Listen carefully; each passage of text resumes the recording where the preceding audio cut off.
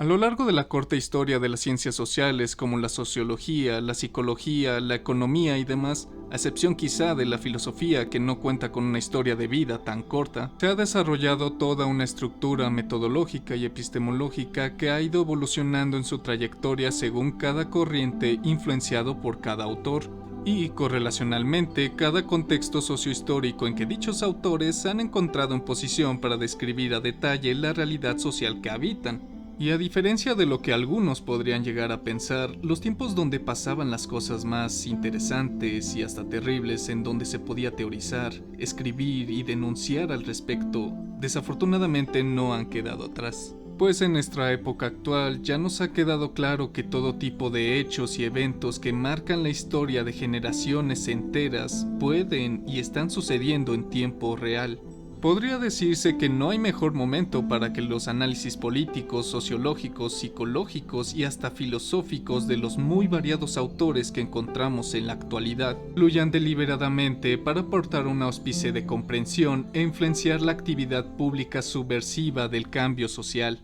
Entre tanto, quizá uno de los conceptos teóricos más importantes, complejos e interesantes y que además proporciona un paradigma teórico sumamente rico e importante para la elaboración de investigaciones y nuevas hipótesis es, a mi parecer, el concepto de necropoder. Y hoy comprenderemos a fondo todo lo que esta teoría tiene que decirnos y por qué es tan importante que la entendamos en nuestro contexto social y político actual. Una vez concluida esta introducción, es momento de continuar.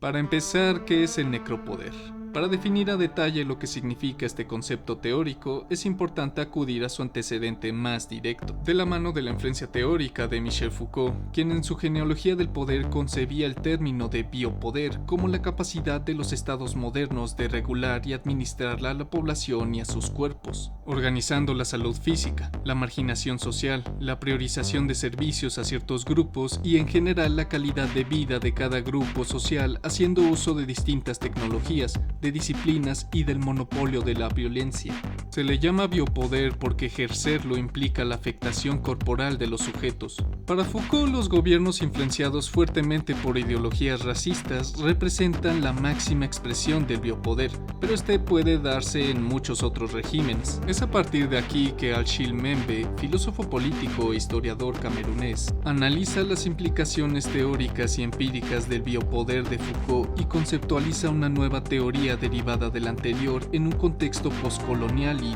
neoliberal, naciendo así el necropoder como la antítesis de la administración de la vida corpórea que insinuaba el biopoder, una teoría que para Mbembe no era del todo apta para cubrir las complejas y mortales situaciones en las que los sujetos se veían inmiscuidos bajo el contexto social que habitan, un contexto en el que predomina la segregación, la marginación, la mortalidad extrema, la estratificación social explícita y sobre todo, la masacre, todo proporcionado por las élites políticas y económicas. El necropoder es la administración de la muerte de las personas, la representación de la soberanía de un Estado moderno y de sus entidades adyacentes y su capacidad de decidir quién debe morir.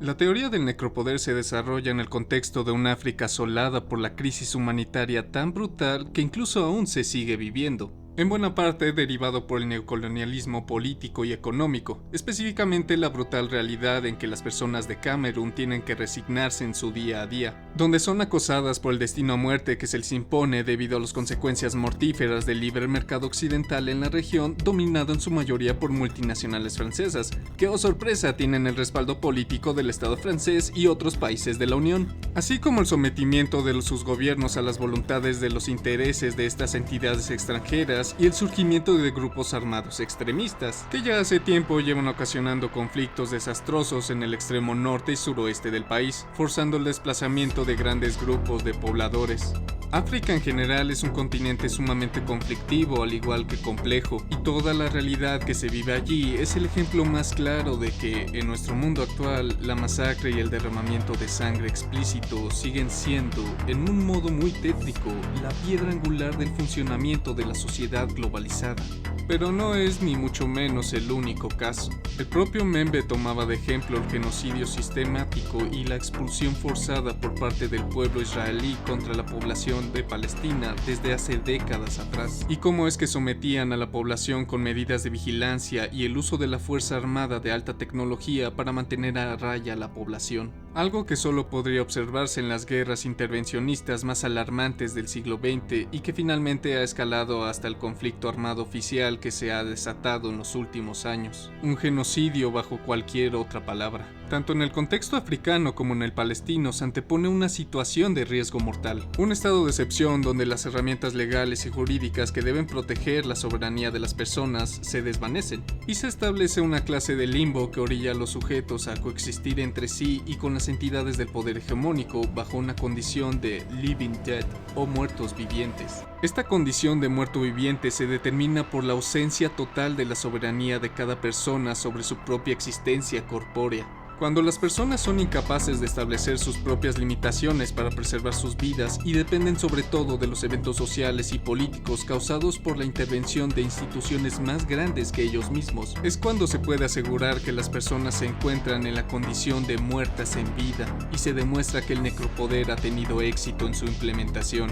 Así, Emerson afirma que el cuerpo herido está muerto en vida antes de que se gestione la conducta, antes de que se subjetive a los individuos y antes de que se clasifiquen a las poblaciones.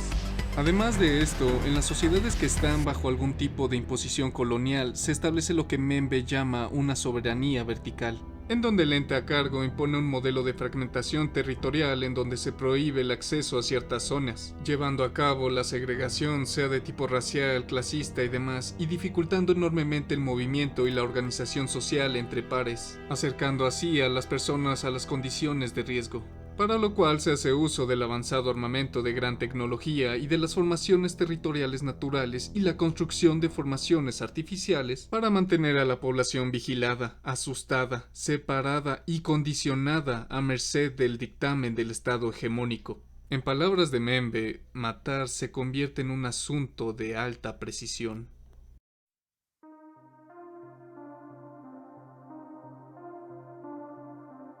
En México y en Latinoamérica en general, el necropoder, la tanatopolítica, el gobierno de los ejecutores y la condición de muertos vivientes es el paradigma estructural en el que se instauran las realidades sociales de las personas. Nuestros países están atados a la cara más brutal y cruel de la modernidad, condicionados por las leyes míticas del libre mercado bajo un modelo neoliberal y sometidos por gobiernos criminales. Toda la historia del continente tiene manchas espesas de sangre, pero quizá hoy más que en ningún otro momento es que nos encontramos bajo el yugo de entidades económicas y gubernamentales criminales, pero que se hacen pasar como democráticas, implementando los dispositivos de guerra y conquista para ejercer su soberanía, así como lo establece Núñez, la implementación del necropoder mismo. Desgraciadamente existen un millar de ejemplos históricos, políticos y sociales, desde Bukele secuestrando a personas inocentes por mínimas sospechas de pertenecer a alguna pandilla sin derecho a apelación, hasta empresas brasileñas con clientes internacionales matando a poblaciones indígenas mientras deforestan grandes hectáreas del Amazonas. Pero me parece pertinente desglosar aún más el ejemplo de México.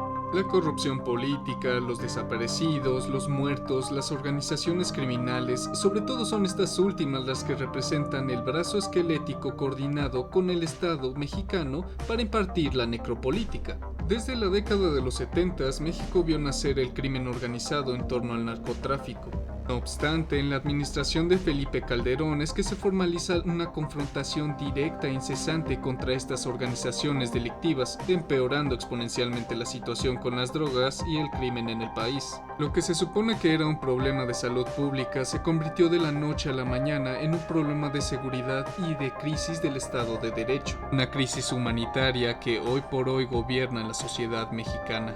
Pero bueno, esto es algo que como mexicanos sabemos perfectamente. El hecho de que el PRI se inmiscuyera en este mercado sucio desde el principio, que Calderón optara por declarar una guerra contra el narco tras el estrepitoso fracaso por disipar estas organizaciones en la administración de Vicente Fox, o cómo está ampliamente documentado que se priorizaron la represión sangrienta de ciertos grupos mientras que a otros se les ignoraba casi por completo. Y ni hablar de la cantidad de presos políticos y de ciudadanos inocentes que se encarcelaron en esta época. Y claro, la evidente relación política entre el gobierno actual y los distintos cárteles, relación que ya es innegable y criminal, en el que a la fecha la violencia sistemática no ha hecho más que incrementar, evolucionar y crear más terror y fatiga entre una población donde la media anual de desaparecidos casi alcanza los 120,000 y donde ahora se sabe con lujo de detalles que se llevan a cabo campos de adoctrinamiento y tortura. El narco es brutal, pero no olvidemos que no llegarían tan lejos de no estar ligados a las grandes redes políticas y económicas. Vaya, que son organizaciones tan grandes que sus ingresos brutos superan el PIB de las islas caribeñas puestas juntas, que logran lavar dinero con ayuda de los bancos y las empresas inmobiliarias y que han logrado establecer una apaballante cultura en la que se les venera de manera romanticista.